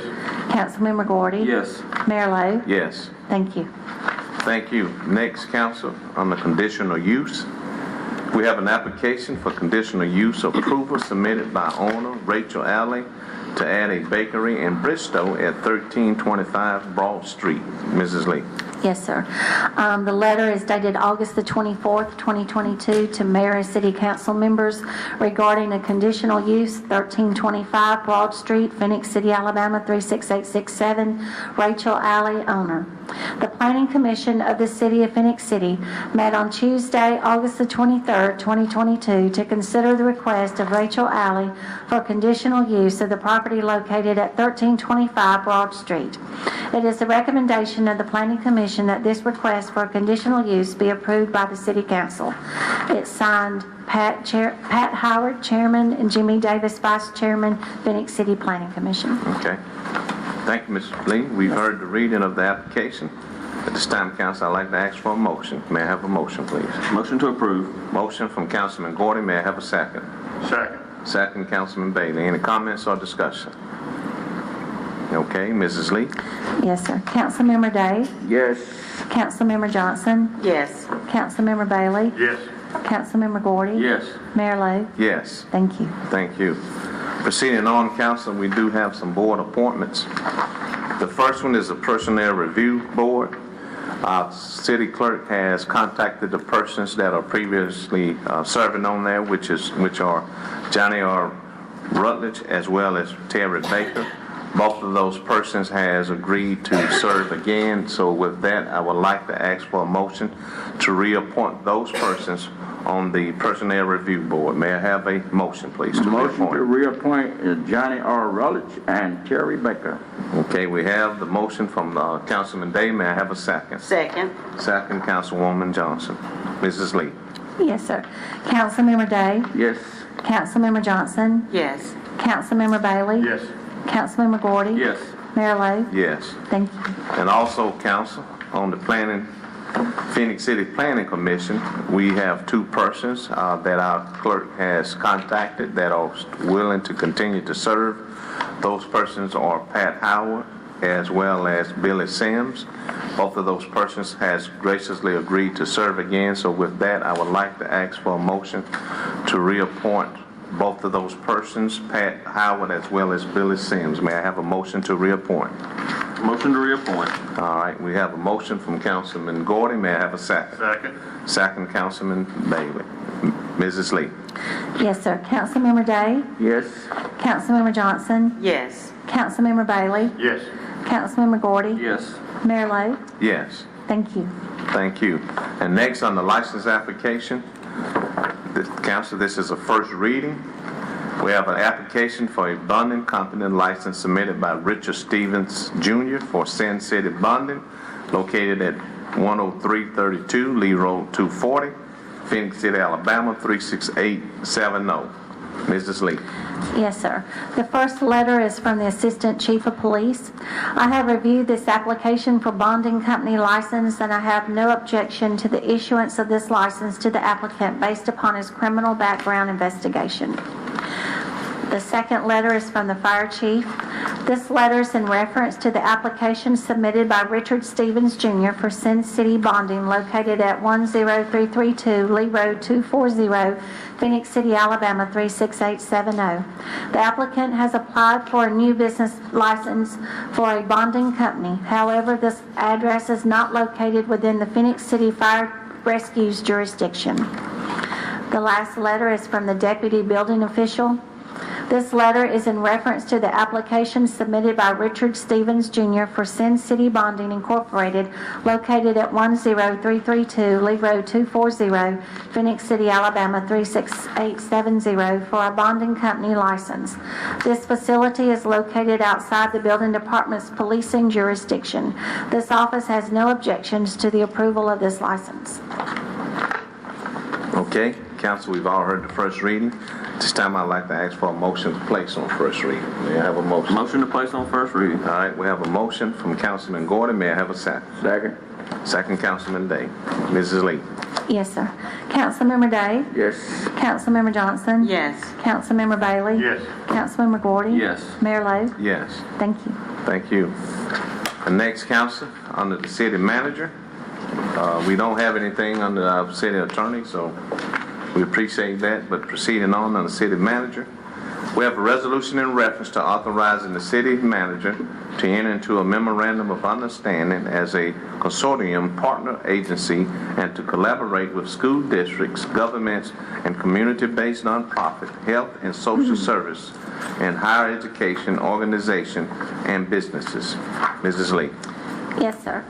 Whereas the Muskogee County School District, MCSD, Phenix City School District, PCSD, and the United Way of the Chattahoochee Valley, UWCV, have invited various community agencies, the consortium partner agencies, to enter into a memorandum of understanding and intent, MOU, regarding a community school strategy. And whereas the community school strategy is a system of partnerships that links schools with academic, enrichment, health, and social service programs so that students and families succeed and the community is strengthened. Parties enter the MOU to document a shared vision that every student and family have access to needed services that support educational success.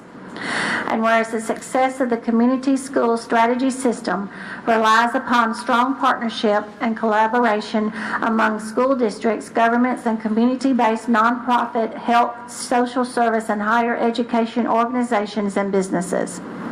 And whereas the City of Phenix City, Alabama has been asked to enter into the MOU as a consortium partner agency and collaborate with UWCV, MCSD, PCSD, and any other entities in order for UWCV to qualify for and be eligible for a grant. And whereas the council finds that such a collaboration is in the best interest of the community.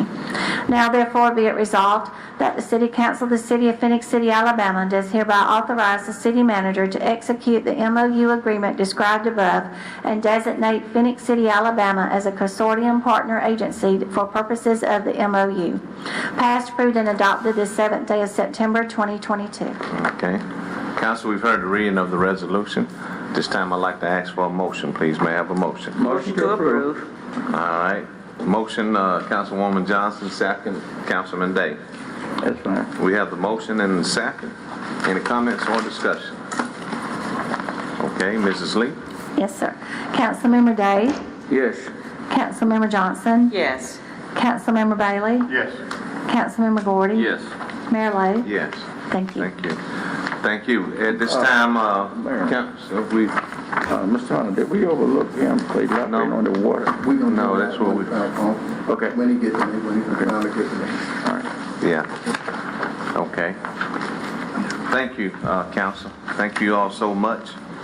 Department heads, we thank you all. At this time, Mr. Hunter, we would like to give you the opportunity for Mr. Woody to explain.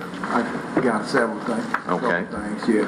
And Mrs. Woody will be one of explaining that.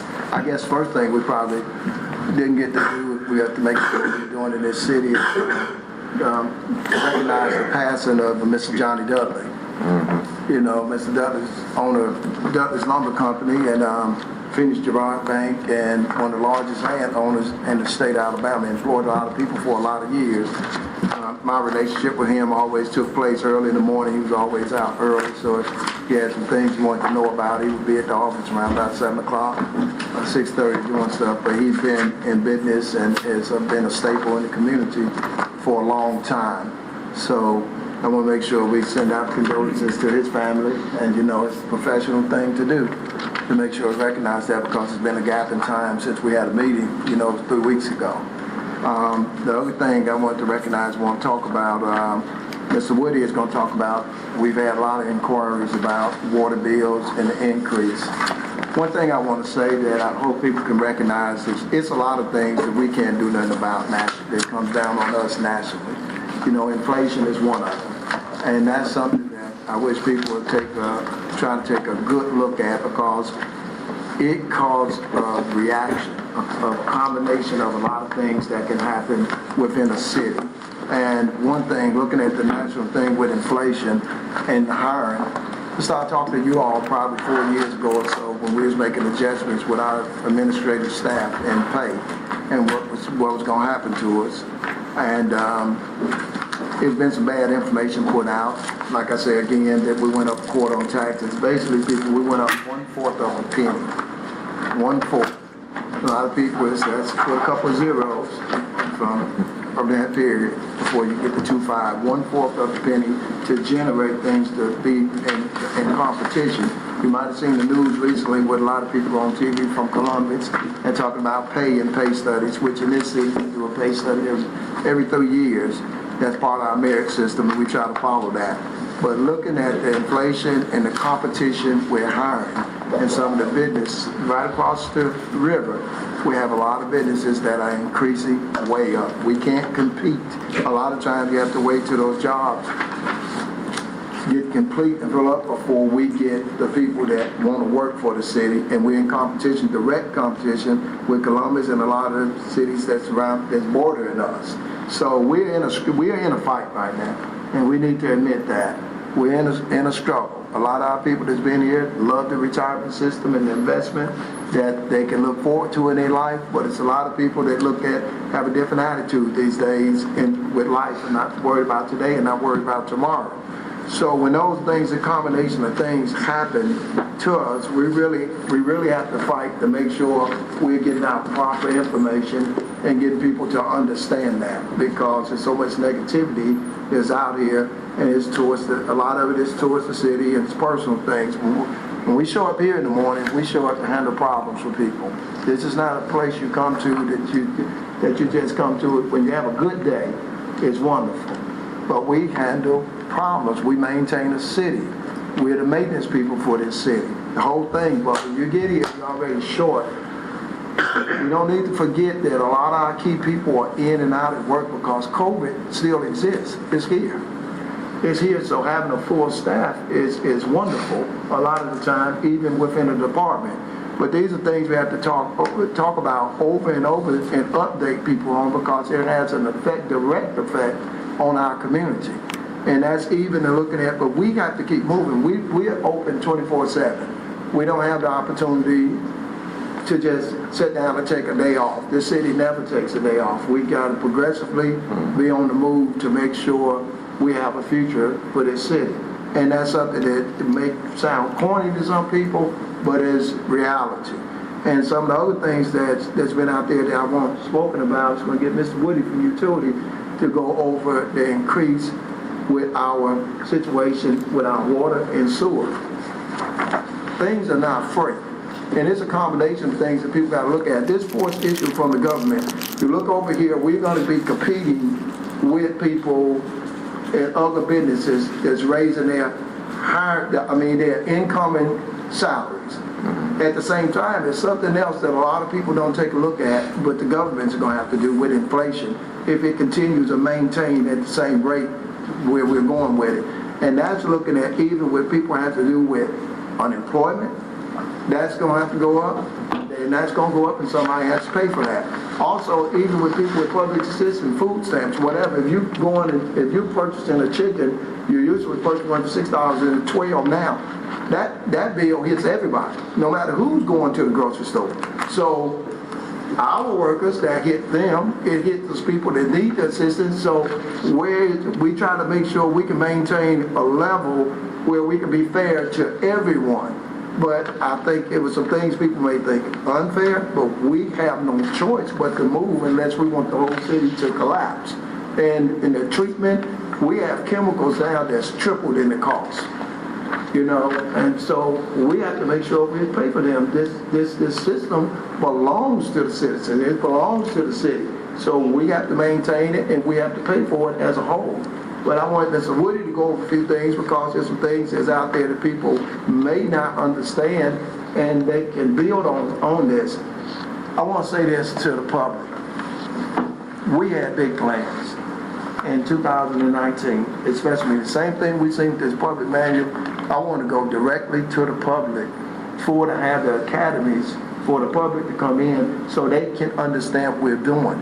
But when we got to where you couldn't have assemblies and we're steadily in and out of mass, then that changed their whole thing of bringing people in and being able to conduct these classes so they would know. We had this with Chattahoochee Valley, and it was a success, a complete success with them, with younger people understanding what was going on within our city.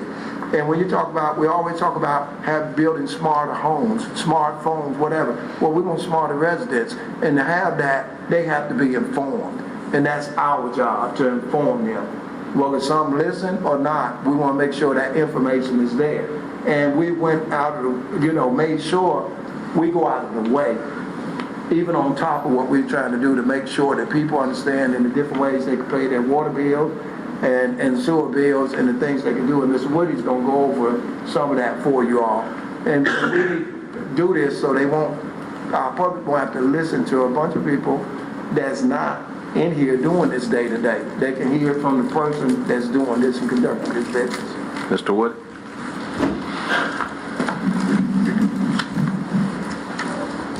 Yes, sir, Mayor and Council. As you were, back in late 2021, we had Jackson Thornton come in and do a rate study for us with the city, with the utilities department. And back in January, they presented a presentation to each one of y'all and department heads that were here. Well, in that rate study, they recommended certain rates go up. And we put out a letter that we sent out to our customers back in the early part of February, letting them know that effective March 1st of this year, that we would implement what we call a customer charge on water and a customer charge on sewer. And that customer charge for water was $12.54. And that $12.54, the old rates study back then, 2019, it was approved that y'all approved then. We was giving away 3,000 gallons of water for free. Granted, the minimum bill was $12.54. And Jackson Thornton said that seemed like back then when it was put together, that was your customer charge that was put in place. So they recommended actually doing a customer charge, which is $12.54 now, lowering that for free water to 1,500 gallons, which we did. And then on the sewer side, it's $12.75. So also that 1,500 gallons free on sewer. Now on our customers, what happens now with garbage, with sewer, when you look at sewer, there's a maximum residential use. And there's a mix up there at times with people. They look at their bills and they say that it's extremely high. And that's been some of the complaints that's been coming in y'all. And I made up this spreadsheet for y'all, as y'all see.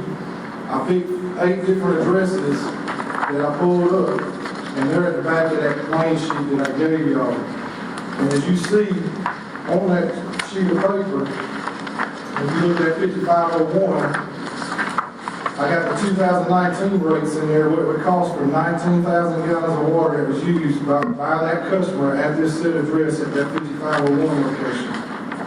You see there, at the bottom line, it says $138.98. That's how much it is broken down for you to see the cost for that 19,000 gallons of water used and sewer used along with the garbage, which was $17 at the time then. And it came out to $138.98. Well, now you flip to 2022 with this rate increase that Jackson Thornton recommended. That same usage for this same customer at that address now is $173.30. Why? Because garbage rates have gone up. Like Mr. Hunter said, things go up. Garbage is going up now. Instead of $17 the customer's paying, now they're paying $19.69 to have one container.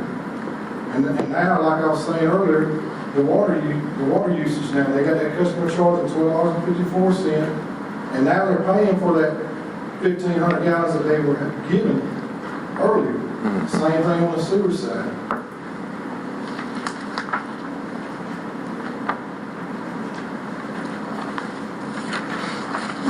As you go back to that main spreadsheet that I set up for y'all, that shows 2022 what we're currently at. This breaks it down for y'all as a council so you can see what's going on. As you follow left or right where it says page 1 on gallons, 19,000, I broke it down for you so you can see the water customer charge that I've been speaking upon. The rates per 1,000 gallons, which is $3.99. That did not change from 2019. It's the same rate. And then you see right there, I got now 1,500 gallons, no charge for water. And then water sold for that 19,000 gallons came out to $69.83. And of course, you got to calculate your sales tax, which is 4% for that water usage. And as you keep going along to the right, we get into sewer customer charge then, which I was speaking upon earlier. That's $12.75. Well, then, as you see, I put in that column, maximum residential treated charge. Even though that's 19,000 gallons, that customer's not getting charged for 19,000 gallons of sewer treated. There's a minimum. That's why that maximum for them is $55.20. And then as you see, the sewer rate for them is $4.25 for all of us per 1,000 gallons on sewer that's treated. And as you go on across to the right, I've included the garbage service. So that one customer, that their fee for garbage, water, and sewer for 19,000 gallons is $173.30. And as you see, I listed several other addresses that I could go over with you if you'd like me to, but I provided that information so y'all have it, so you can look at it. But another concern that I've heard from customers that are calling into y'all and calling into our office and even other departments calling into them is their water bill being high because they're seeing all these water leaks that are going like in front of their house. If there's a water leak, if it's on the city side of the water meter, or at the meter, it's not going to make your water bill go up. The only way your water bill is going to go up is if that water leak is on your side of the meter. That's the only way that water bill is going to go up. Because then you got a problem on your side. The customer does on their side of the meter. And then another complaint we're getting also is with the garbage collection. As y'all know, I'm constantly getting it, and so does departments. I've heard from other department heads that are getting phone calls related to garbage. As y'all are aware, at our last council meeting, I mentioned about the automated collection services is going to begin September 1st. Well, to let y'all know, they have begun that. They started that. I know that my own house yesterday, usually my garbage usually picked up somewhere between 1 and 3 o'clock. Well, it wasn't picked up when I come home yesterday. And I understood why, because it's going to take a little bit of time for them to get acclimated to this new system themselves. They weren't at my house till 6:30, 7 o'clock yesterday evening.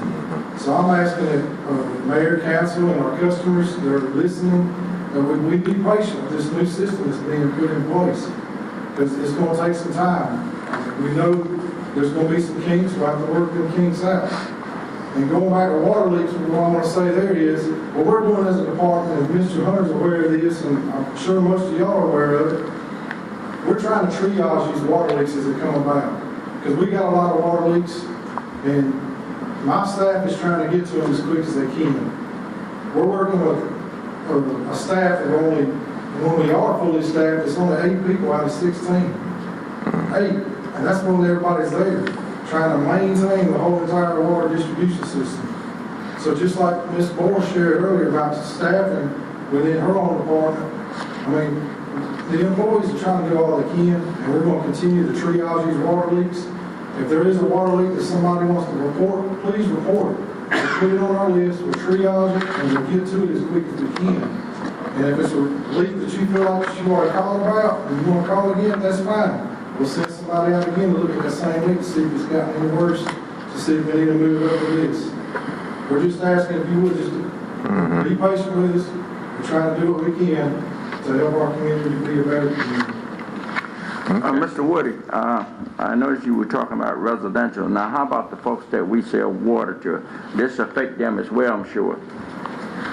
That's wholesale water customers. No, sir, that's not affecting. Now, they do get a customer charge. They're getting a customer charge, yes, sir. Not the same price. Okay. That's it, Mr. Woody. Thank you so much. Any other questions or comment, council? Thank you. We appreciate it. We just want a chance for them to give you an explanation because they are trying to hire. We just don't have a lot of people, like I say, knocking down the door these days. This is something a lot of people ask, how much time? Well, I don't know. I don't know if we ever get fully staffed again. We maintain a city through labor, and the labor force is down throughout the United States, no matter where. And that is an increasing problem. Hopefully, we're praying for and wishing for and doing everything we can to attract people here to want to work in the labor force. A lot of jobs people work from home. Well, you can't work from home, you're working for the city. You know, you might have some office jobs that do that, but for the most part, we maintain the city. We have a labor force, whether it's in Parks and Rec, whether it's in utilities, whether it's fire, police, whatever. These jobs cannot convert to that. So it's tough on us than a regular privatized business. So we're trying our best to make sure we can get that. We just know that we have to talk to people about it and try to get them to understand what the delays are. Appreciate it, John. Mr. Hunt, I'd like to ask you a question. Yes. Do we have a program in place to use some of the minor offenses, folks that locked up? We have a program in place? We have a great program in place.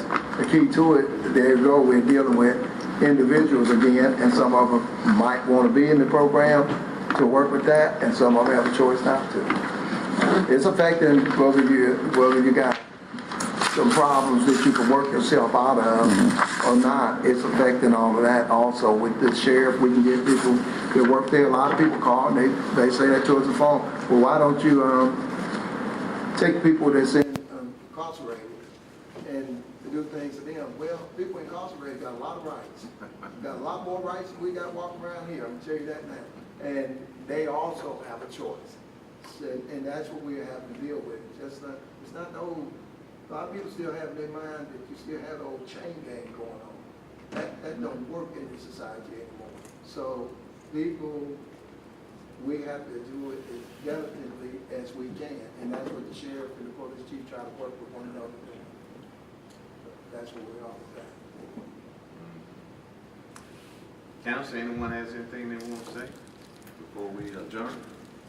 Yes, Mayor, as I listened earlier, you got started on the employees. There's a total of 75 years recognized this morning. My hat's off to those persons that still here at the city and enjoy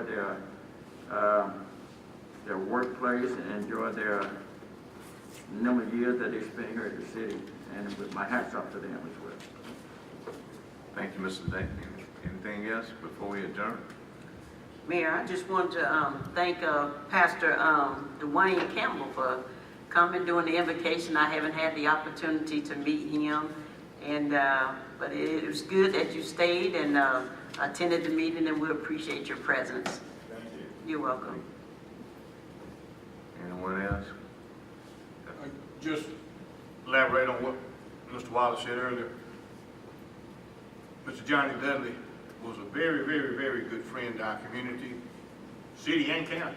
Did a lot of things for a lot of people individually, a lot of things for a lot of groups and everything. Really loved our community, but he loved to work.